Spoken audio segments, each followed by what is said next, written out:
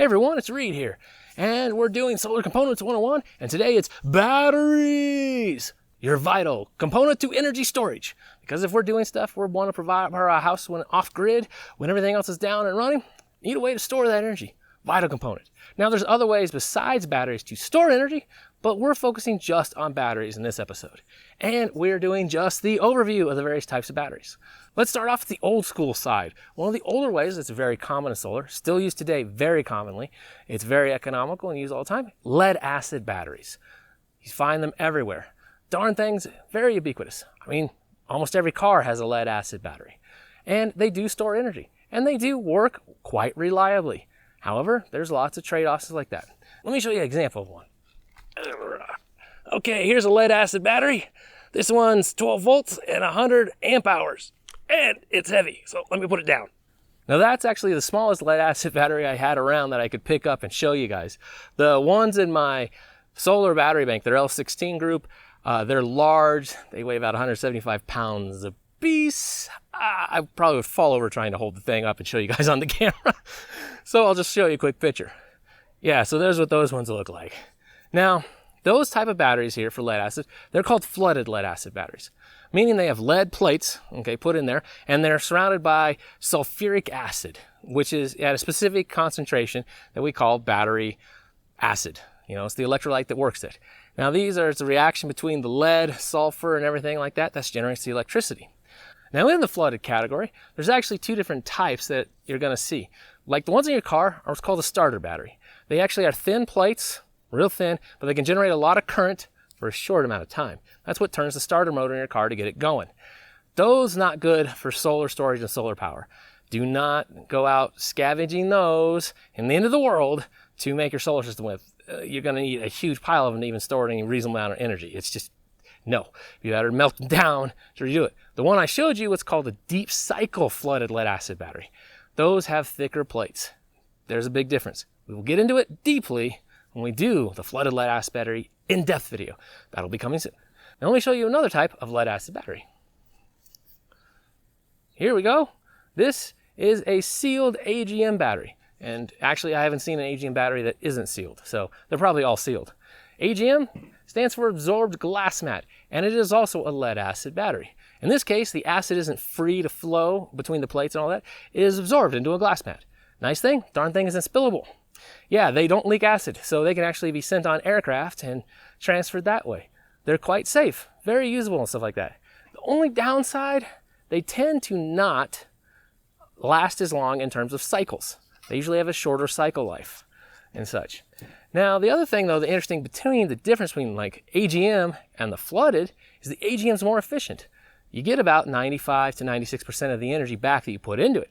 Flooded batteries are usually around 80%. So if you put 1 kilowatt hour into the darn thing, you're going to get about 0.8 kilowatt hours back. Kind of interesting. Big loss there, right?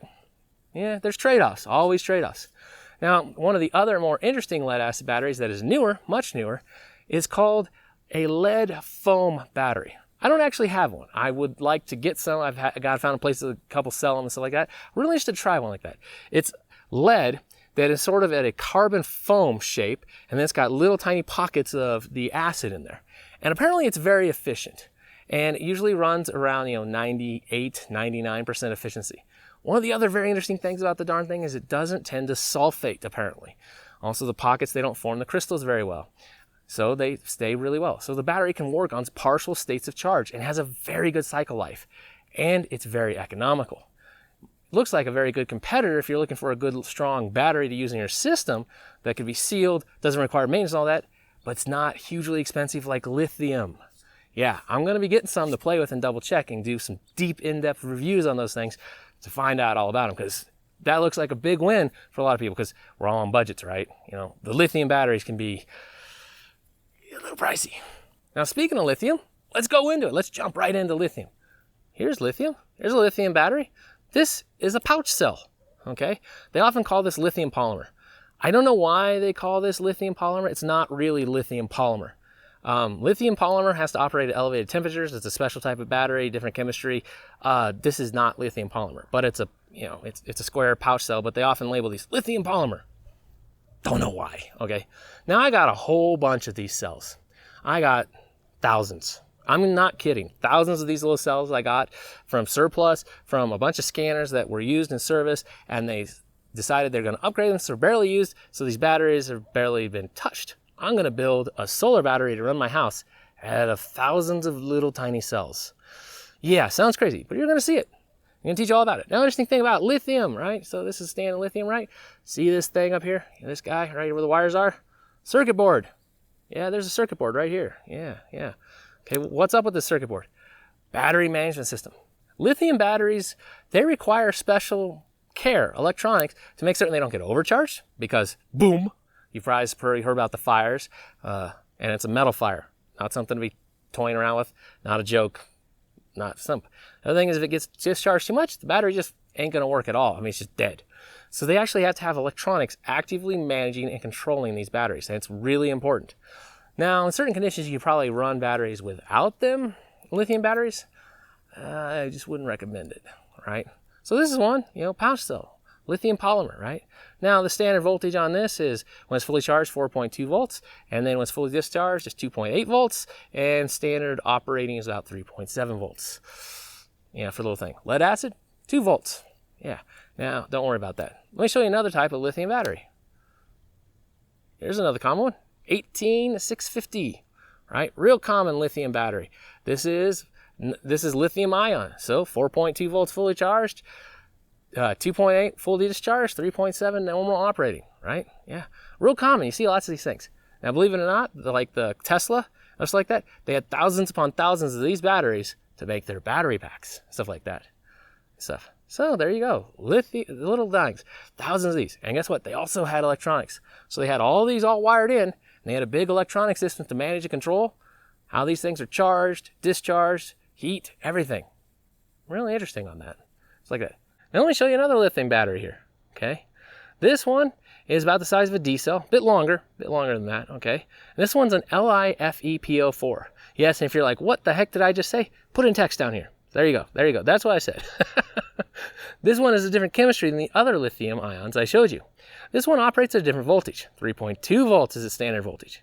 Now, this one is interesting. This one's a lot safer. It has a lot less chances of thermal runaway, explosion, fire. Yeah, fire. I'm not a big fan of fire. So these ones are really neat. I also have a whole bunch of these. We're going to make another solar battery pack out of these and run stuff off of them. It's like that. I don't have as many of these, but I'm working on getting more and more of them, because this is my end goal, is to have a big battery bank of these to use. Now these ones, so see, here's like the difference, right, between these. There you go, ends. Now, what's interesting is these little guys can have about as much energy as these guys. Now you're saying, hey, Reed, why wouldn't I just buy a bunch of these? Why forget this? Why get with this? Well, aside from the safety concerns, right? The other thing about these guys is they have higher cycle rating, right? Most of these kind of lithium ions are rated only for like 350 to 500 cycles. These ones can go 2,000, 4,000, 6,000 cycles. Big difference, real big difference. And we'll cover it in depth why. And there's also a way to get these to cycle at a much higher, to get thousands of cycles out of these as well. And get these, even further along. But there's a lot involved in the math and stuff like that. But we're going to go over all the engineering of that. So we put some of these together, and even these pouch packs together. Yeah, we're going to be doing it all. But stuff like that. So that's another type of lithium ion. Now there's another type of lithium ion battery called an LTO lithium ion. And it's a different chemistry as well. It operates around 2.5 volts. Now, so you got about this kind of energy size, right? The LTO, for the same energy density, about 4 times as big physically as this guy. 4 times as big. Big difference. Literally, big difference.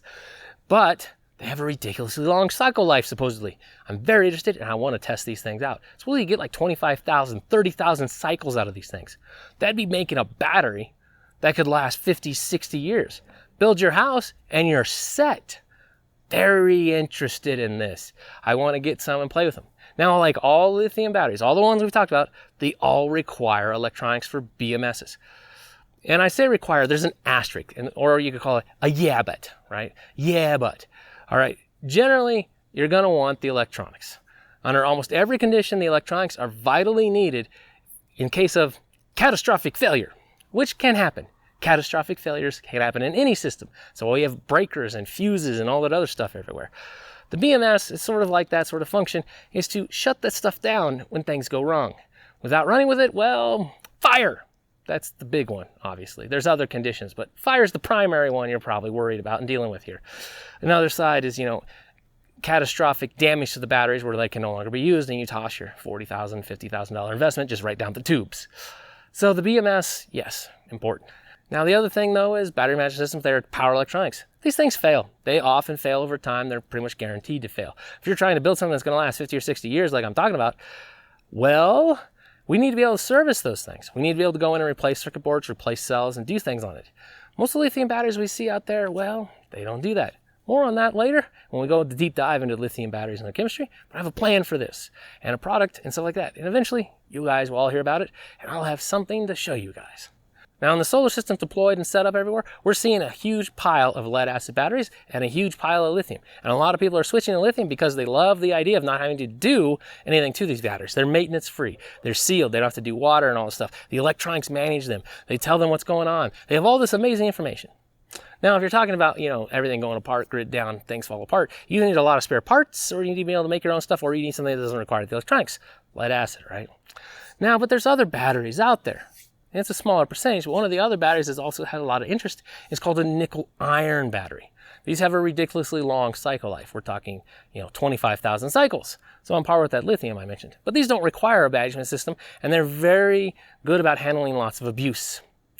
Downside to the thing, well, they do have downsides. This is a maintenance battery. You're gonna have to add water, do stuff to it, and all that other stuff. And they require a very large investment. They are expensive. But you're talking something you could buy 50 or 60 years battery. They got examples of these things known that were built in the 1800s because they were invented in the 1800s, but built in the 1800s and things still work. It's pretty crazy. It's an alkaline chemistry. Alkaline chemistries are actually very reliable, but there's also a bunch of, pros and cons and all that. We'll get into there and deep dive and all that.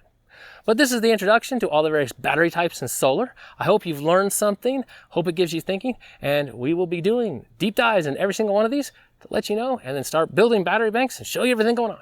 Take care, everyone. This is Reed, out for now. Then we show you another lithium battery. Here you go. This one is called LiFePO4. And it's a different chemistry than the other one I showed you. Now this one is kind of...